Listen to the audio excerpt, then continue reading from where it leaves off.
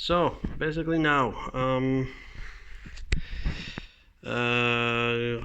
just a minute ago you saw me, was going to put the turbo back into the car. The turbo is now back in the car.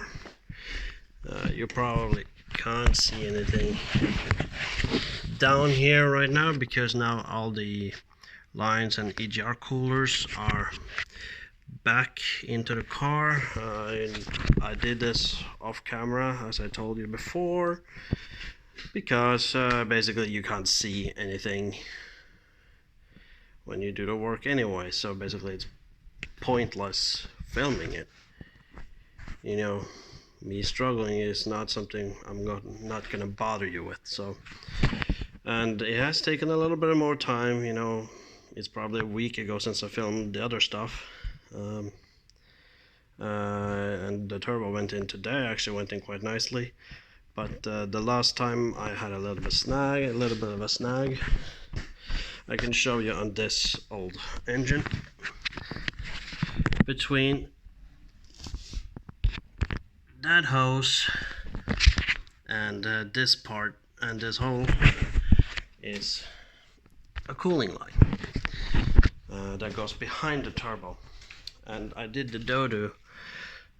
This plastic end piece right here, as you can see right there, I cracked this piece of plastic and it started leaking.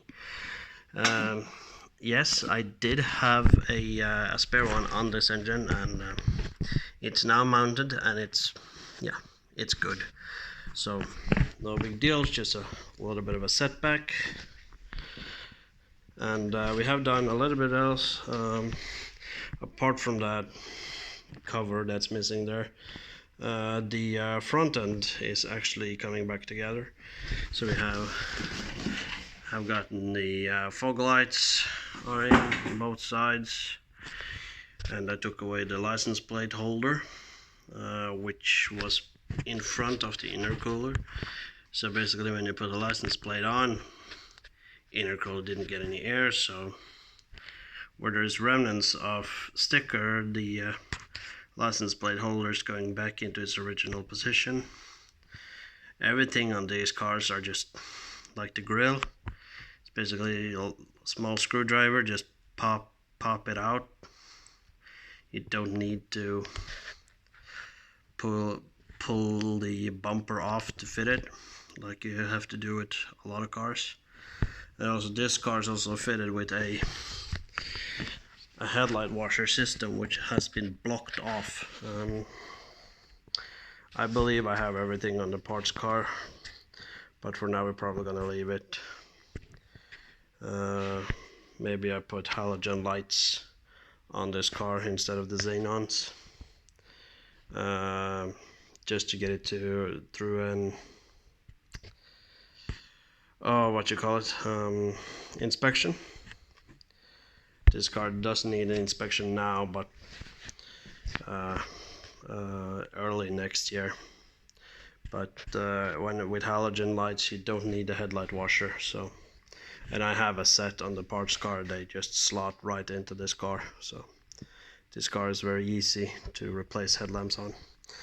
You just pull this shiny lever right there, and you just pull it up and pop the headlight out. Very smart. And we are going to replace the timing belt on this. That's why all the coolant is also drained out of it. This car did have the timing belt replaced, by the looks of it, in 2016. But since I do not trust this sticker, because it's mounted on the top of this fuse box, so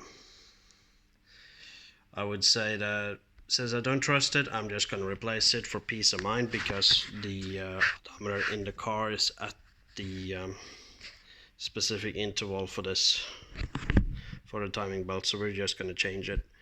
I've never done it on this engine before, but luckily I have this thing is supposed to be very easy.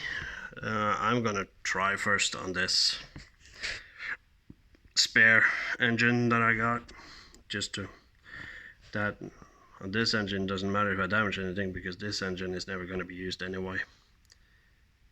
So it's a nice learning piece.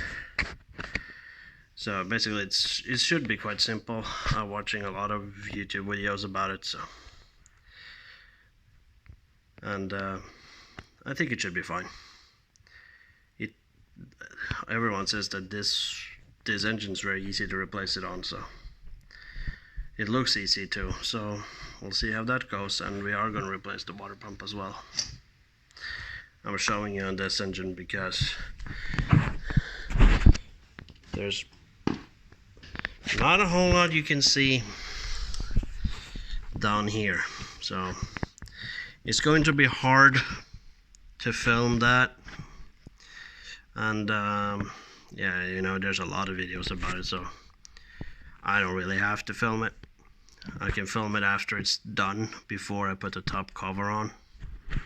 So engine mounts on, everything here is on, even the turbo. I have to do some welding on the catalytic converter and replace the flex pipe. And it's only now the exhaust and the timing belt I have to do, and put on a smaller battery so I can fit the original airbox back into its place. This battery is from a BMW X5 SUV. It's a spare battery I had laying around. The battery that was in this car was so dead. You know, when you, after you charge it for, I don't know, 48 hours, you had 1 second of crank and then it died again. So that's how bad this battery was. And of course, and I have the battery on the parts cover is actually brand new, and it was in good condition, and that has been refurbished. So I have, you know, I have a charger that can refurbish batteries, so it has been standing on that for a little while, and the batteries came back to life. The battery wasn't even dead. So, and of course, yeah, the exterior looks mostly the same, and the interior is still a bloody mess. So, well, here we are then. Nice and short video for you guys, and please try to like and maybe share, maybe do something else, or yeah, hopefully, yeah, please subscribe. I will try to get better at this, and I have ordered a new camera instead of my phone, so maybe, and that camera can actually stand in the corner and film time lapse for you guys. My phone is a little bit inconvenient for that. I do have a stand I use for the phone when I do that, like when I remove the turbo from that engine over there.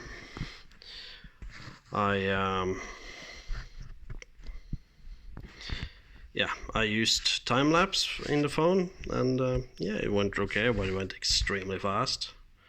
So you know, 16 minutes became 30 seconds.